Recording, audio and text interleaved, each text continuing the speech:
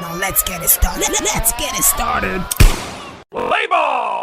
After spending over £200 million on strikers, can Manchester United challenge for the Premier League this season? They bought players, bought strikers. Last season it was a very big problem for them. They couldn't score goals. They finished on negative goal difference last season. Actually, they did it 2 seasons in a row. Now, Amorim went to the market and spent. Now, the money they have spent, that everybody's asking, we can't spend all this money and finish below. In fact, you should challenge in the league. So we're going to analyze Manchester United, their transfers, if Amorim, after spending all this money, can challenge for the Premier League. Remember, they are going to still bidding for Baleba. If they buy Baleba, that money they spent this summer is going to be more than £250 million, which is very, very huge for a club. If you spend it, you should challenge for the Premier League. Remember, guys, before we continue, remember, guys, to subscribe to our channel, please. As you are listening to me now, subscribe, like, and share this video. Subscribe to our channel. Thank you very much. Okay, let's talk about Manchester United this season. Let's preview Manchester United. What do you think will happen to Manchester United this season? They have spent money. They will not say, Amber will not say that he has not been backed. Plus the players they have already bought. Remember, Ten Hag spent a whole lot of money last season. Now they are spending more on strikers because Amorim noticed that the problem last season was a striker who was scoring goal actually. Now they brought in Sesko, Cunha, MBEUMO. These guys on their own right can score goals. But if you look at this generally, what do you think? Can Manchester United challenge for the Premier League next season? I think Manchester United have a good shot at challenging, but I wouldn't put them in the conversation because we had Man City, we had Arsenal last season, we also had Liverpool, and then we also had the tripartite battle between Nottingham Forest, what's this guy's name again? Chelsea, Newcastle, and Aston Villa. Newcastle, Aston Villa. So it's Manchester United resurrecting in the season where we have a lot of contenders. There are a lot of contenders, and Liverpool have already dropped the gauntlet. So whoever is worthy shall bear the armor of Thor or whatever. Whoever is worthy should contend for the title, because Manchester United are in a poor position where they have what is required for them now. As of today, they have what is required for them to finish a top 4 finish. I'm not saying win the league, but top 4 finish is a fundamental. You cannot do anything this season apart from that top 4 finish, because everything that has been a problem to Amorim, they've given him. And when you give him, a lot of people were blaming the board last time around when they sacked Eric Ten Hag, that after backing Ten Hag, if they knew they were not going to continue with his philosophy, they would not have invested as heavily as they did under Ten Hag. They spent about 200 and something million too under Ten Hag as well, cumulatively. Now, yes, they did. It was more. Now they spent more. They spent more. It was way more than that. It was way more than that. That's to tell you that even after that experiment, all those money now is down the drain. They are now spending another £210 million on the 3 strikers they brought in. Now, if they get Baleba, we are going to cross 300 million. And you want to tell me now that coming to the season, Manchester United to clap for the fans and tell them we finished 6th or we finished 10th, we are making progress. It's not progress. They should be challenging for the Premier League or top 4. Okay, now so if you look at how they are spent, how Amorim is trying to build, bringing in Sesko, Cunha, and MBEUMO. Do you think that they have enough in their tank to challenge for the Premier League? Enough? No. Challenge for top 4? No. Oh, wow. Yes. Wow. Yes. I want to go back to the stats from last season. How many goals did Man City concede? How many goals did Chelsea concede? How many goals did the teams in the top 6, how many goals did they concede? Because the last one I checked was Arsenal. I think Arsenal conceded 34, Man United conceded 40. 44. Man United conceded 44, which is 10 between and second place. Second place finished 10 goals difference between conceded in goals conceded. 10, just difference of 10 goals between what second place and Man United conceded. And the problem for Man United last season was defense and also offense. They were not scoring enough goals. They concede more than they score.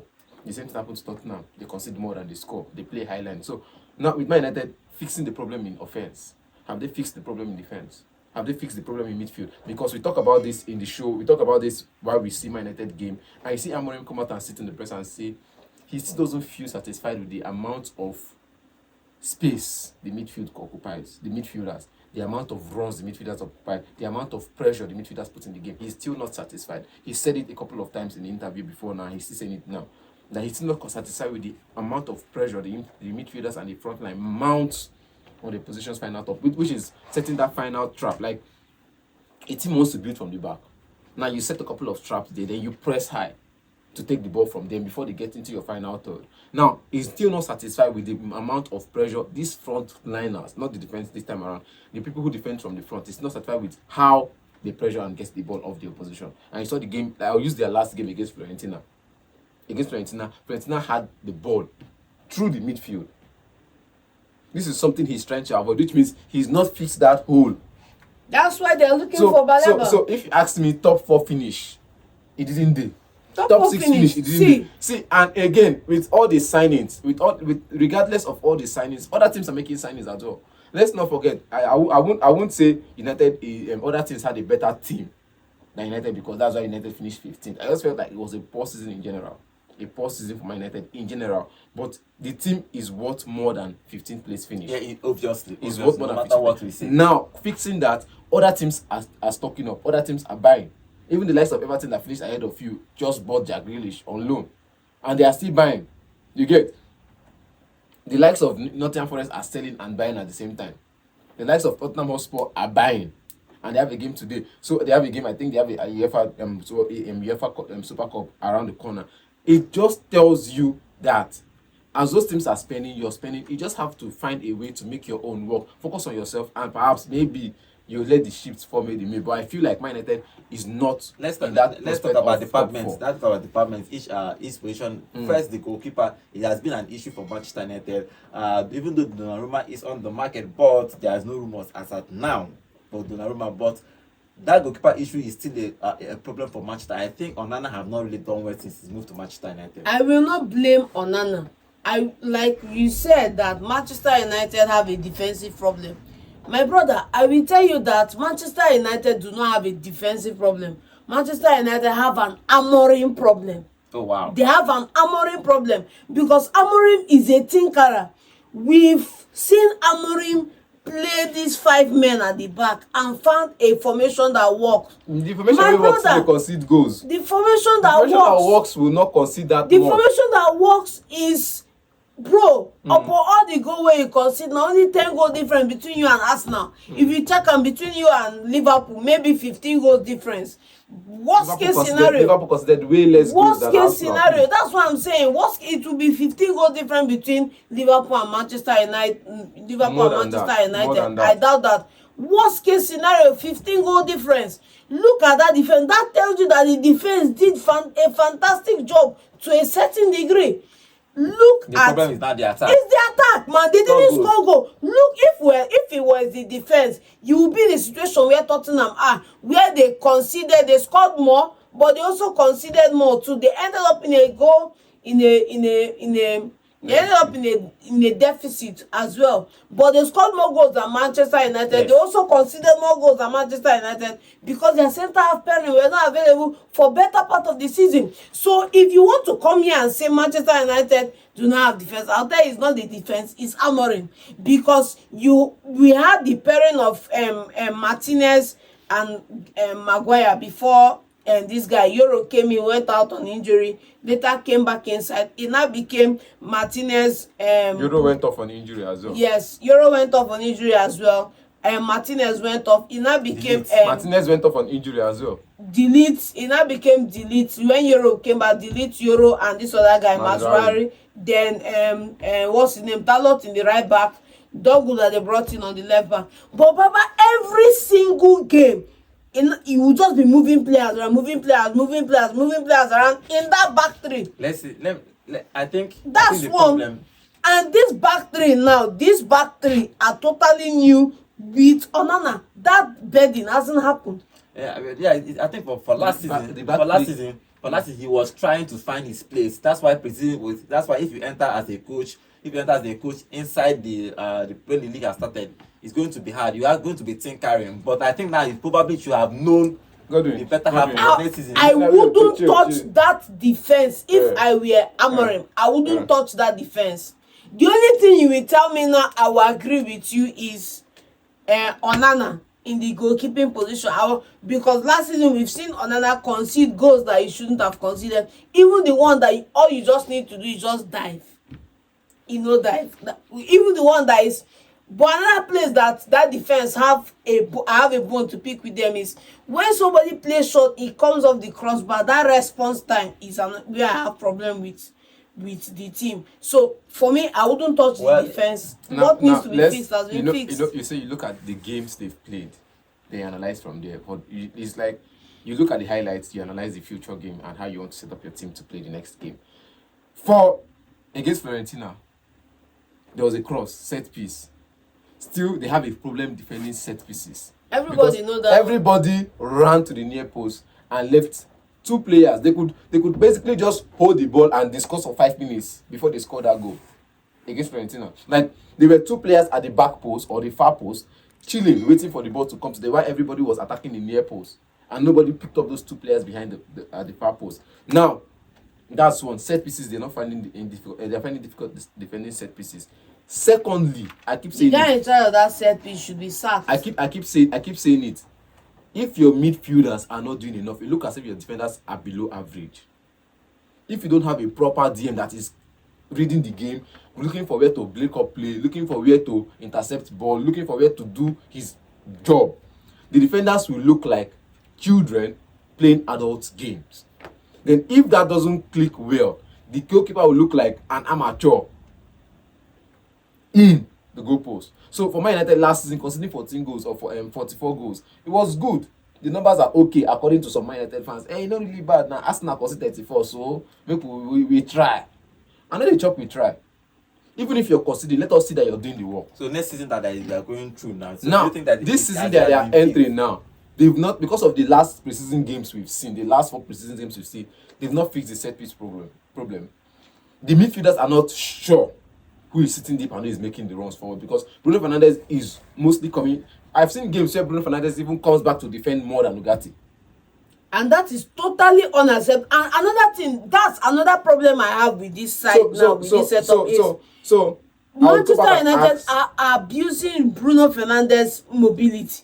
Because this guy is leaving the main attacking job. He's the captain, he has to be everywhere. And he's coming back to come and do a defensive job. I think if you see that it's a coach's problem, it's not necessarily a player problem. Thank you. It's a coach's problem. If a player is not set, if the team is not set up well, it's a coach's problem. I feel like the team when is set. you have a DM in position that is not doing his job, I feel like, and when you have wingers in that setup that are not feeding the striker, you know that your manager is not working. He's not working at all. Well, I feel like we would excuse inexperience and youth for last season. That's what happened to the team last season. This season they brought in many players, experienced attackers. Now with Sesko coming, because everybody wants to attribute within the league. Now Man United go win the league next season with Sesko coming in because they have a more experienced attack line. You get in the person of Bruno Fernandes, Ugarte, Bruno Fernandes, MBEUMO, Cunha, and Sesko. Cunha and Sesko. They have that maturity in attack. But it still boils down to, if these 4 players attack, with Ahmad playing the right wing back now, I think Chelsea went for Quenda, so they wanted to bring Quenda from Sporting, but Amorim has seen that this guy can play in that position. Amad Diallo can play in that position. Ahmad playing as a fullback. Patrick Dogu as one of the youngest fullbacks to make the most progressive play in the Premier League last in all of Europe. Left wing back, yeah. Most progressive play from a fullback. Patrick Dogu making that progressive runs, making that progressive play in fullback position, which means when you're attacking, you have 1, 2, 3, Bruno, 4 fullbacks. That's 6 making the attack, leaving your defense to Ugarte, Harry Maguire in the middle of defense, right centre half Mazraoui or Lenny Euro, left centre half Lisandro Martinez or Eden Heaven. I'll prefer Lisandro Martinez, definitely more experienced if he's not out injured, and thank God he's back from injury. I'll prefer Lenny Euro over Mazraoui. You get? I'm not saying he's not good enough to start, but there are conditions in which the Premier League has seen to He overwhelm never him. talk the list for this matter now. You know, like the lead. That one. They sideline the main man. No, The no, main no. man wey No, carry wait. that defense last No, season. nothing, no carry anything. The Wait, main see, man wey carry that defense last season. It's why I fine. no mention the list? It's fine. I say in the center. It's fine. Wait, why I no mention the list now? In the center of defense, you have Maguire. You get the list go be in deputy. Okay. You get center. If they are playing the back three, center back. The center back we have Maguire and Delete. And so he go shock you this season. That guy go be starter for that team. Maguire Nothing and you fit Delete. do. If na Delete they start, Maguire go dey bench. Okay. I know, but you know say there's a leadership in Maguire to start ahead of Delete. When the Premier League starts on Manchester United will play Arsenal on Sunday, so we'll have to see how he's going to set up his team. But now the question is in the attack. How do you think they are going to set up the attack when they brought in 3 strikers? In fact, they have 4 strikers, 5 strikers on that team now. We are talking about Sesko, we're talking about Cunha, MBEUMO, and then Højlund and Zeski. They are in the club as now. How do you think he's going to set up his attack for next season? 2 strikers or 3 strikers? For me, I think it's going to be 1 striker because what I'm seeing, like, there's a way you set up that team. It will be a 4-5-1. There's a way you set it up, right? There's a way you set it up. It will be a 5-2-3-1. You understand me? The bottom line is that Cunha and MBEUMO are in the front 3 alongside with Sesko. That's how you think you set That's up? how I think you will No, set so it how up. do you think you That's set how I up? think you will set it up. You can switch games. Games can make the setup change. You can have MBEUMO, Sesko up front. Then Bruno Fernandes is behind, just Bruno behind Fernandes them. behind them in some games. You can have a Cunha, MBEUMO up front. Sesko can be on the bench. You saw it last game where everybody was on the bench. Messi Mount and Bruno Fernandes behind that. Or you can have a Sesko and the front 3 the way he said it, and Bruno Fernandes and Ugarte will be in the midfield. So it depends on the game as it's being played. If you're playing against a Brentford side that is sitting all deep, you're not supposed to play maybe a 2. You play all of them. Everybody go attack. If you're playing against a Man City that is in your own half, it's MBEUMO and Cunha, or MBEUMO and Sesko for the pressure of the run-ins to attack the defenders. And so I'm just saying. If you ask me, no matter what happens, Sesko is going to start all the matches. Sesko will start all the games. How you want to change? How you want to change the formation? And Sesko is going to start. And again, it could also lead to Sesko coming from the bench. The game could also No progress way. with Sesko coming It's from the possible. bench. No way. Like I said, It's possible. depends on the run of play, the games or the I'm teams just of saying that against. if you are going to spend that money on Sesko, You must start everything. not start everything, but obviously you need to start to build momentum. That's how you work. He in will Premier- start. I'm not saying He will will not start. He will but there are start games and he he will will drop play. to the He will bench. play. Last season, no matter all the time that Højlund was misfiring, backfiring, and refiring in that line, he started most of those Because games there was last no season. credible No options, replacement. no There was no options. option. Bro, Zeski dey bench. Zeski is not a 9. And when Zeski na lie. wait, You now, no fit wait, you now, no fit now, talk that now, one. now, look No at- be you no, go see, tell me position now, where you now- go play for me, then buy you as 9. And Zeski dey that when position. Zeski even played, you see that they took out when Zeski was even going to be introduced, they take out a midfielder and put in Zeski. The time Zeski played in the front was, I think, Ten Hag's first, the beginning of season where Ten Hag was still there, where Rashford, I think against Liverpool, that was the last time I remember Zeski starting as a striker for Man United. Against Liverpool was the last time I remember Zeski starting as a striker for Man United. Started multiple times under amorim. Because when they cross the ball, he's either MIA in the box or in the midfield, or when he's in the box, he doesn't bury enough. I saw the chances against Liverpool and I felt like no. So where do you think that Manchester United will finish in upcoming season? Upcoming season, to be honest, look, if they land the top 5 finish, they are okay. What do you think now? If they land the top 5 finish. Top 7. Top 7. Okay, let's see what Manchester United is going to do this season. We have analyzed their team in total, their defense, midfield, in attack. But in attack, they invested heavily in the attack, bringing in Cunha, Sesko, and MBEUMO to that team, plus Højlund that is still there and Zeski that is still there. So we're going to see how Amorim is going to set up his team in 2025-2026 season. They are going to play Arsenal in their first game. It's going to be a tough game for them. But let's see how Amorim is going to set up. Last season was a disastrous season for Amorim. And for Manchester United, they finished 15th on the table with minus negative goal difference. They are trying to fix that by buying strikers, but let's see how Amorim is going to set up his team. Throughout the preseason, Amar plays as a wing back, so we are just looking at probably Amar will play majorly on the wing back this season because they brought in the Cunha and MBEUMO to that team. But let's see what Amorim and Manchester United will do this season. Remember, the whole training ground has been they did well with that. They upgraded that training ground. Innovated. Everywhere it's fine. Everywhere is sweet now. The training ground, every place in that place has been fixed. Let's see if it's going to affect the players, and let's hope that Amorim and Manchester United will do well in the upcoming season.